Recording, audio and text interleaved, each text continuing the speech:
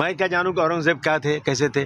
जो हिस्टोरियन बोलेंगे वही तो मैं जानता हूँ। बहुत सारे हिस्टोरियन के बयान मैंने सुना है, और जिन्होंने ये सब बातें किया, औरंगजेब के बारे में बड़ी तारीफ़ें की हैं, उन पर आज तक कोई बैन नहीं लगा। उसकी बुक को भी बैन नहीं किया गया, उन पर कोई केस भी आज तक फाइल नहीं हुआ। मैंने उसी बात को दोहरा दिया।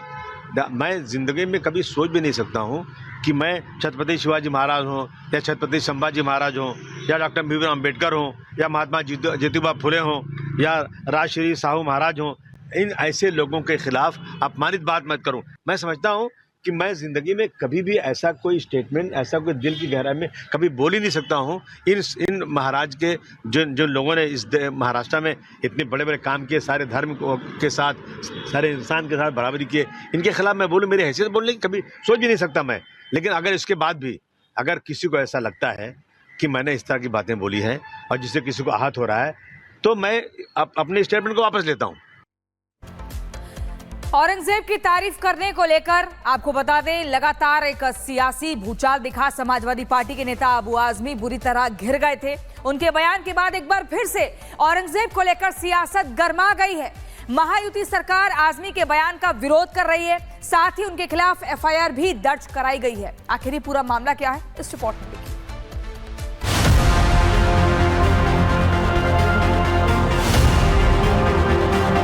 औरंगजेब रहमतुल्लाह अलैह जो हैं, उन्होंने मंदिर तोड़ी तो मस्जिद भी तोड़ी है उन्होंने।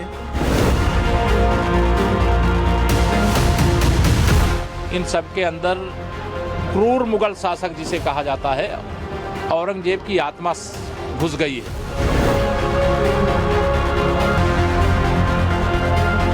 अबू हासिम का कोई ऐसा बयान नहीं रहा है जिसकी निंदा की जाए। समाजवादी पार्टी के नेता अबू आजमी का औरंगजेब के लिए झलका प्यार उनके गले की फांस बनता जा रहा है।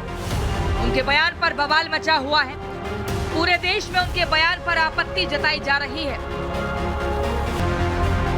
महाराष्ट्र के विधानसभा के बाहर बीजेपी और शिवसेना विधायकों ने प्रदर्शन किया। अबू आजमी की फोटो पर कालिख पोती और माफी मांगने को कहा, तो वहीं विधानसभा के अंदर भी उनके बयान पर हंगामा मचा। नहीं, वो निषेध करने वाला बयान था, और हमारे नेता एकनाथ शिंदे साहब ने उसके ऊपर बयान दिया है कि ऐसे लोगों के ऊपर देशद्रोह का गुनाह दाखिल करना चाहिए। जिस भूमि में आप रहते हो उस देवता का अपमान करना, औरंगजेब की भलामण करना, औरंगजेब की तारीफ करना कि वो एक एबल एडमिनिस्ट्रेटर था, क्या इनका दिमाग ठिकाने पर है? इन पर देशद्रोह का गुनाह दाखिल होना चाहिए।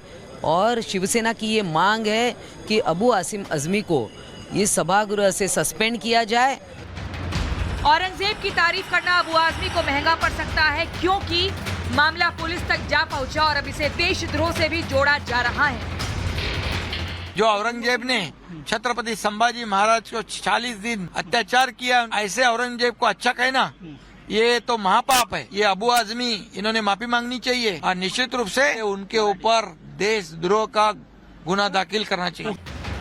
एकनाथ शिंदे के कड़े रुख के बाद शिवसेना सांसद नरेश महास्के की अबू आजमी के खिलाफ शिकायत दर्ज कराने के लिए बागले एस्टेट पुलिस स्टेशन पहुंचे, जहां पुलिस ने तुरंत एक्शन लिया और बीएनएस की धारा 299 यानी धार्मिक भावना को ठेस पहुंचाने, बीएनएस की धारा 302 यानी जानबूझकर अपमानजनक बयान देने और बीएनएस सेक्शन 356 यानी मानहानि का केस दर्ज किया है।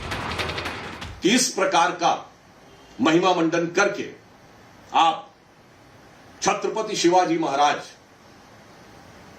की परंपरा और छत्रपति संभाजी महाराज के बलिदान का इतना क्रूरतापूर्ण मजाक उड़ाने का प्रयास नहीं कर रहे हैं। मॉडर्न युग के औरंगजेब कौन है? राजनीति के मॉडर्न युग में औरंगजेब कौन है? मॉडर्न औरंगजेब एक ही व्यक्ति है जिसने अपने बाप को पार्टी से निकाल दिया।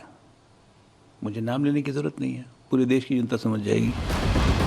हर तरफ हो रही किरकिरी और केस दर्ज होने के बावजूद आजमी अपने बयान पर कायम और औरंगजेब का अभी भी महिमा मंडन कर रहे हैं। औरंगजेब रहमतुल्लाह अलैह जो हैं, उन्होंने मंदिर तोड़ी तो मस्जिद भी तोड़ी है उन्होंने।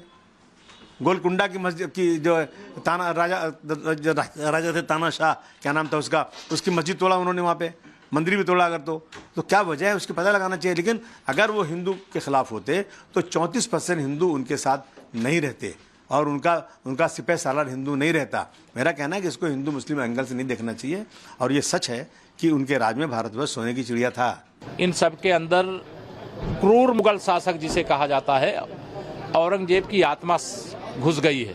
इस प्रकार के बयान को यह देश सहन नहीं कर सकता।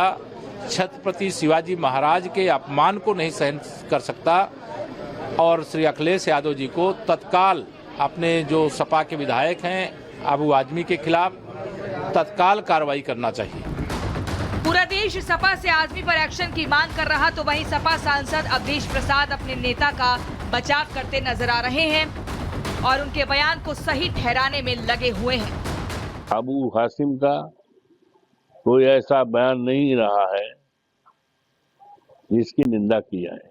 हमारे साथी, हमारी पार्टी के नेता ने जो टिप्पणी की है उसको ठीक से उप मुख्यमंत्री जो है नहीं समझ पाए। औरंगजेब एक क्रूर हिंसक शासक थे। वोट बैंक की तुष्टीकरण की राजनीति के कारण इंडी गठबंधन के नेता उनका गुणगान कर रहे हैं।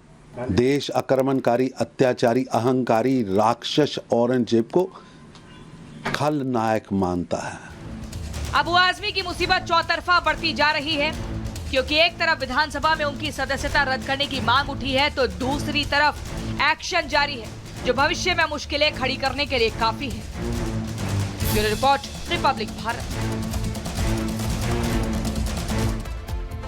तो वहीं महाराष्ट्र से औरंगजेब की कब्र उखाड़ने की मांग यहां लगातार उठाई जा रही है। रवि राणा की ओर से ये मांग उठाई गई है कि औरंगजेब की जो कब्र है उसे यहां से हटाया जाए। कोई नामोनिशान औरंगजेब का नहीं होना चाहिए भारत में, ये मांग यहां उठाई जा रही है। जब से ये विवाद खड़ा हुआ है अबू आजमी के बयान के बाद, औरंगजेब की कोई निशानी नहीं रहनी चाहिए, रवि राणा कह रहे हैं। जिस तरह से अबू आजमी ने बयान दिया है, जिस तरह से हीरो बताया है, क्या कहेंगे? मैं यही कह रहा हूँ कि अबू आजमी ने जो बयान दिया है वो सरासर झूठा बयान है। मुझे लगता है संभाजी महाराज ये ऐसे राजा थे और उन्होंने ऐसा इस तरह से राज किया है कि उनको धोखे से औरंगजेब ने मारा है और धोखे से मारने वाले व्यक्ति की प्रशंसा करना। मुझे अबू आजमी को कहना है कि मेरे साथ आप छावा पिक्चर देखने चलो, मैं उनको दिखाऊंगा। इतिहास गवाह है कि धोखे के साथ, क्रूरता के साथ संभाजी महाराज को मारा गया। जिस संभाजी महाराज को मारने के बाद आज सरकार ने औरंगाबाद का नाम बदल के, कांग्रेस की कई सालों तक जिस कांग्रेस ने राज किया उन्होंने औरंगजेब का नाम भी बदला नहीं। वो इस सरकार ने औरंगजेब का नाम बदल के औरंगाबाद बदल के संभाजी नगर रखा। उस संभाजी नगर के अंदर औरंगजेब की जो कब्र है वो मुझे लगता है हटाना चाहिए और संभाजी महाराज को सम्मान देना चाहिए।